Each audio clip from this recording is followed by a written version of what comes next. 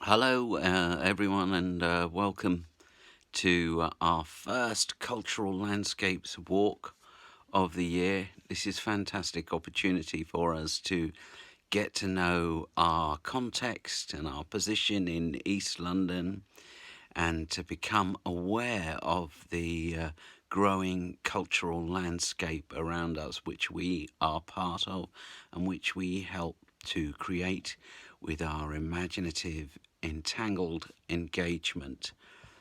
I wanted to share a quote with you from a scientist called Schrodinger, famous for his cat that was both alive and dead. Excuse the rain. Hope it doesn't put you off. But Schrodinger said that the world is a construct of our sensations, perceptions, and memories. Whilst it is convenient to regard it as existing objectively on its own, it certainly does not become manifest by its mere existence. So, what he's saying is that as creative people, we construct the world through our feelings of sensation and perceptions and memories, and they're all things that us as artists and designers filter through our creative output, our production of the new. And by walking through this landscape, journeying to Stour Space, we become more aware of that process. So, upwards and onwards. Finally, the task, Schrodinger says, is not to see things that have never been seen before, but to think what has never been thought before about what you see every day. And that's one of the things we're trying to do here on the cultural landscapes, speculative exploration. So let's go. You're fine. You're fine. Okay, folks, I've got an umbrella if anyone needs one.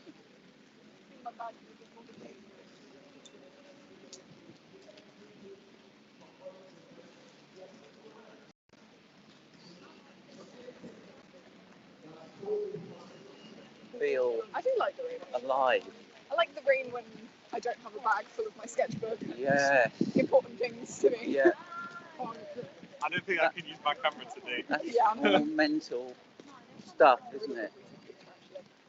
I was saying, when it's rainy, I try and tell myself it's like the sun, but different.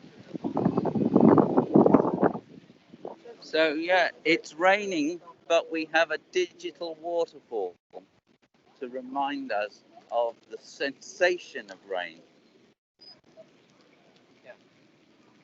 I was thinking, and I don't know if you can hear this, but this has actually got speakers down here.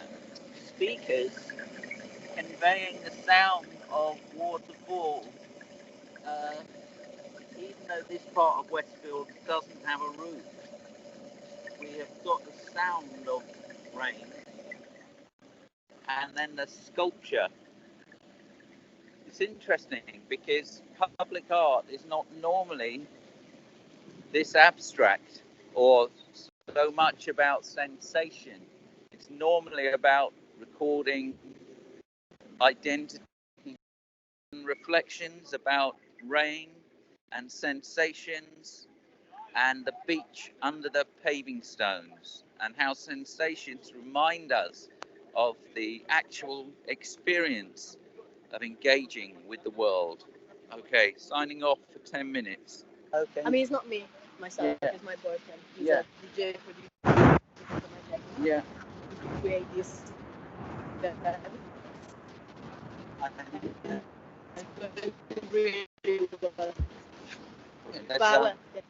exhibition. I've been there. I think, yeah. I saw a poster this morning on my way. Yeah? Is it now? You know, from Craftwork to Kemp. Yeah. Oh, Love Brothers. They have amazing visuals. Yeah. I saw them once. I love it. Excellent. Yeah. Free. how they've survived within the corporate expansion in Hackney Wick, and how they open their doors to artists at all levels of their career. Stour space here.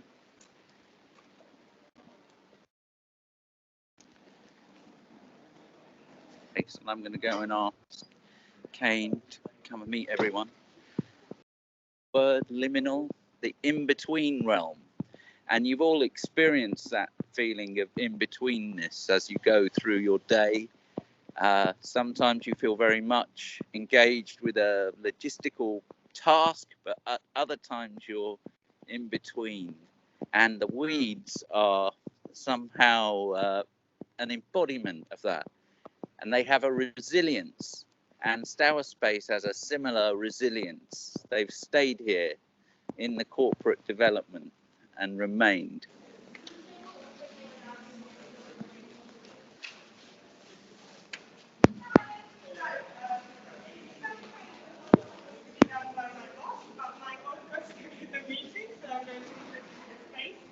I'm the curator and the manager of the gallery, basically.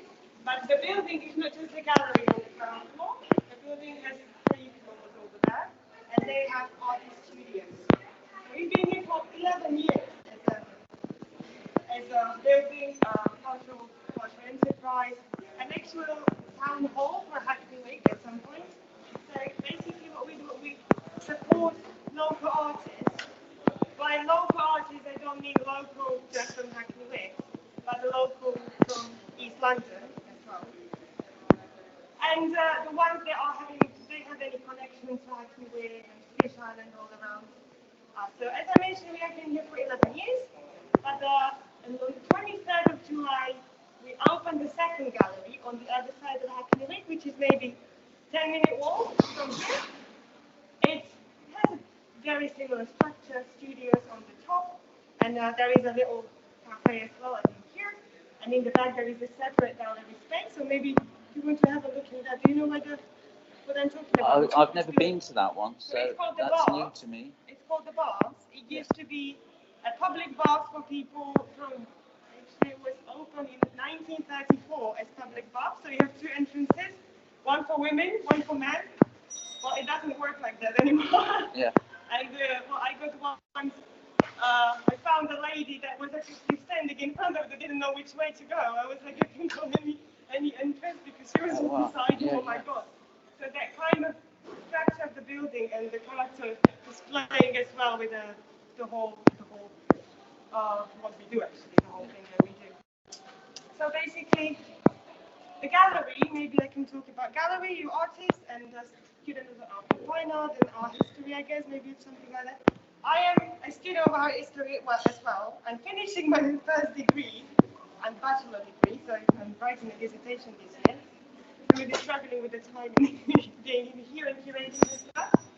But we are opening exhibition every first Thursday in a month.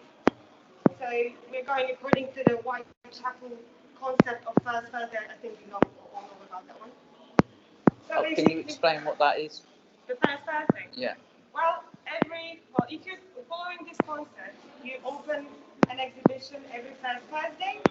Then in the past, there was more than 11 galleries in Hackney Wick, maybe 5 years ago. They're all bankrupt by now, so there's just 2 of us. It used to be a wall from one gallery, and you follow on that first Thursday all the private views in Hackney Wick of all the galleries, people, you know, the connections, networking, quite a lot, sales, what happenings in that. It was amazing, to be honest. But then, well, unfortunately, because of what this area is about, the gentrification and changing the landscape of it in here, most of them lost their spaces in here. We are the only one, and another one is the one that we open. All the galleries in here that are actually working on a daily basis, from 8 till 10 in the evening, every day. Okay, anything else you'd like to maybe ask? Maybe, shall I maybe in small groups walk you around in here so you can see what the studios look like and everything? Is that fine? Amazing. Okay. Do you put together the program for the exhibitions? Yes. So basically, at the beginning, I was being really, how do you call it? Subjective about art. But from my point of view, what's good, what's not. So I had to create myself a matrix to help me with that. To, not just exhibit the stuff that I like, but to exhibit the stuff that maybe I don't like, but it is connected to the area at some point. I needed to find the layers and interpret the art from a different point of view as well. So I had to hop in on the other hand, on the other side of the whole, curation.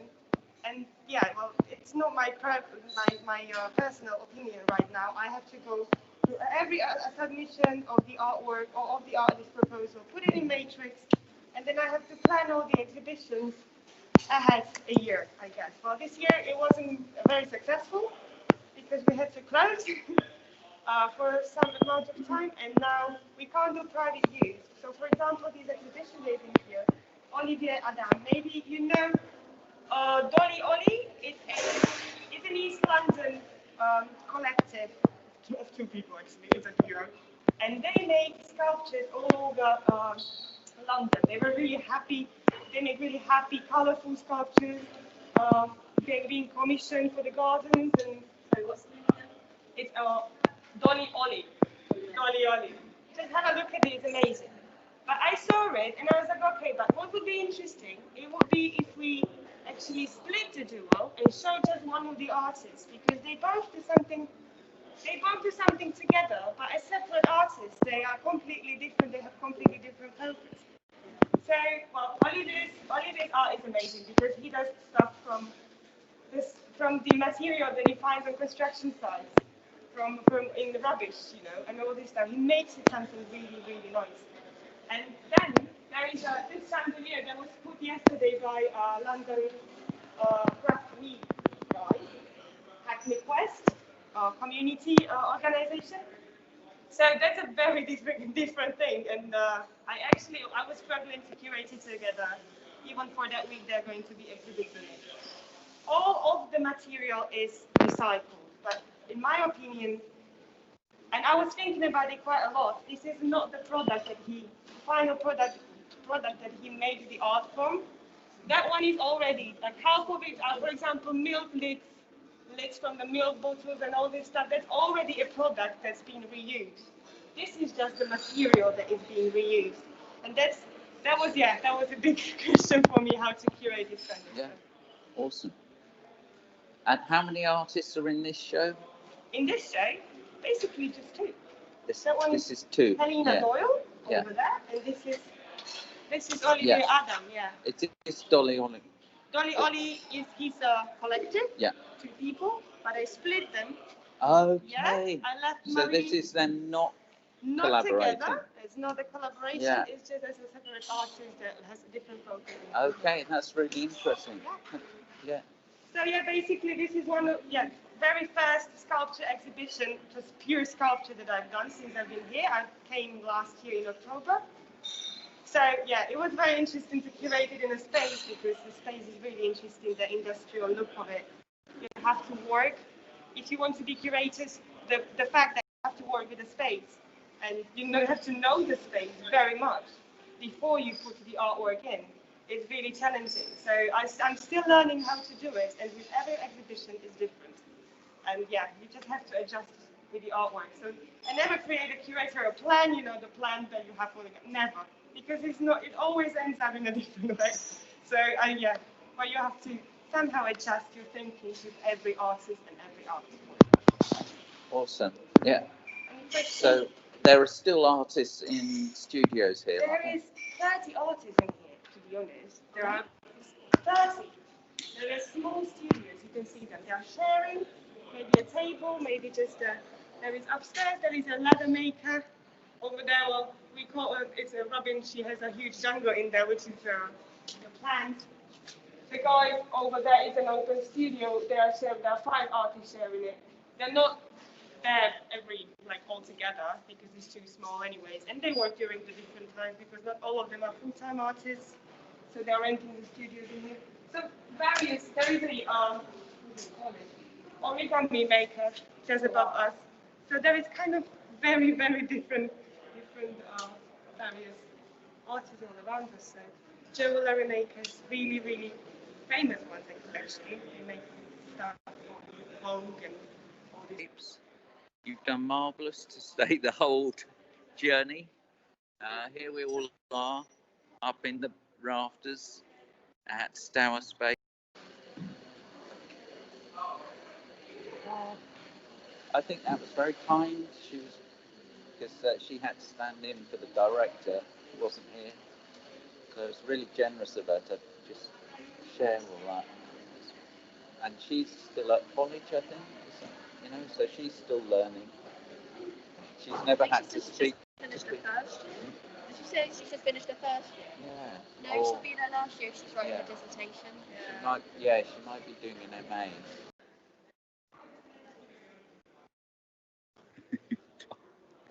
See you soon.